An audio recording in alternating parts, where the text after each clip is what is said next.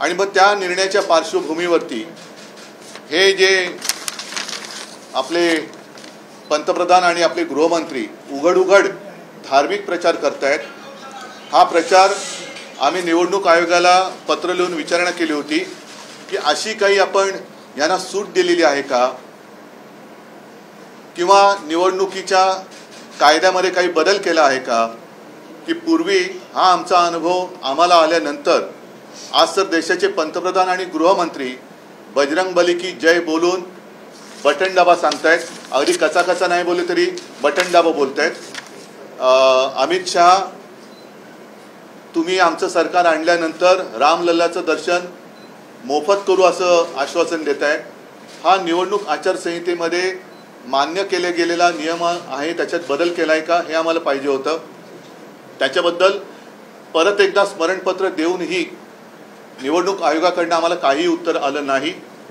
आणि आम्ही त्यांना असं म्हटलं होतं की तुम्ही एकतर उत्तर द्या, आणि उत्तर दिलं नाही तर मात्र तुम्ही हा नियम बदललाय असं गृहीत धरून आम्ही देखील जर का उद्या असा प्रचार केला तर आमच्यावरती तुम्हाला कारवाई करता येणार नाही.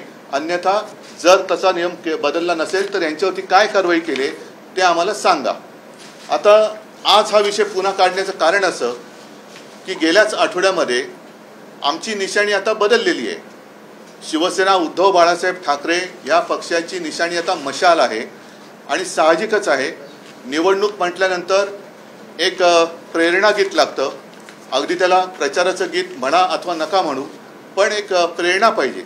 जसं पूर्वीचं आमचं एक शिवसेनेचं गीत आहे, ते गीत गावागावात खेड्यापाड्यात आजही कोणताही कार्यक्रम असला तरी जनता आवडीने आणि उत्साहाने ते ऐकते, वाजवते, गाते.